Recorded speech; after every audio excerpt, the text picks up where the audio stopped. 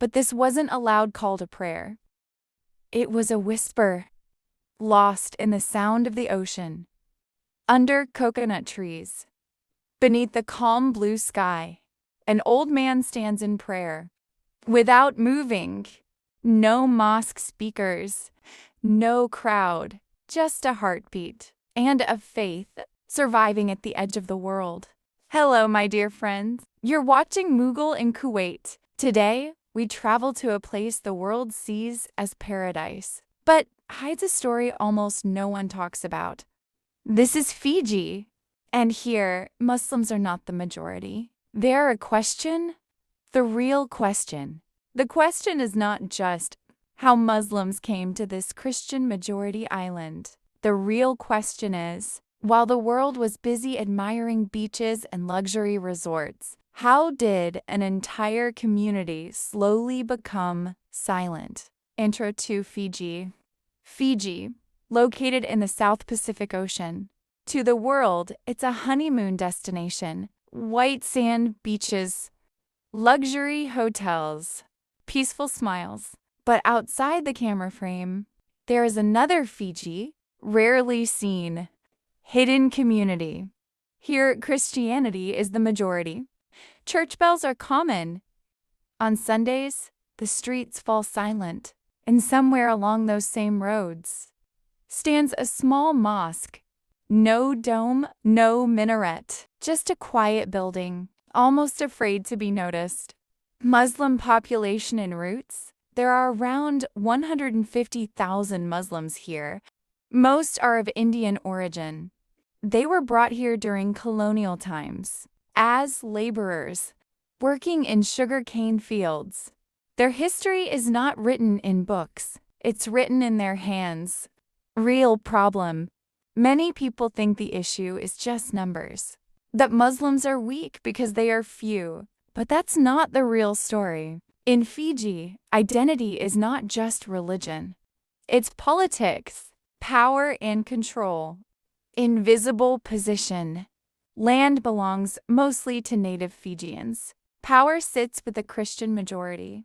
Business is largely in the hands of Indian origin communities. And Muslims? They exist in between, not fully accepted, not fully separate. And when you live in between, the first thing you lose is your voice. Silence for safety. One Muslim businessman said, "We stay quiet because speaking means being seen, and being seen is not always safe." Political instability. In the 1990s, Fiji faced political unrest, cues instability, ethnic tensions, and in every crisis, minorities suffer first. Muslim businesses closed, land rights questioned, job opportunities reduced. No headlines, no global attention, just a slow, silent push backward. Silent pressure. Islam was never openly banned, but it was never fully welcomed either. Children started changing their names. Muslim girls removed their hijab. The call to prayer moved inside homes, and a message spread quietly. Don't stand out. The question of a new generation. Then one day, a young man returned, educated, aware, holding the Quran. He asked a simple question. Why are we hiding? But this was not just his question. It was the voice of a new generation. The turning point. The community responded carefully. Here. Survival is in silence. And that moment changed everything. A quiet agreement was made. Peace in exchange for identity. The reality. Time passed. Tourism grew.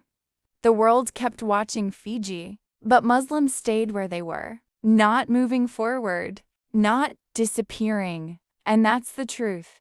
They were not erased. They were contained. Power without force. This is a form of control.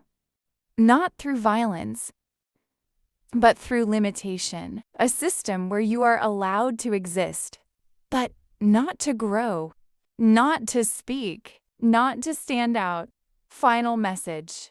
So why are Muslims silent in Fiji? Because silence here is safety, because identity can be dangerous, because survival is more valuable than expression.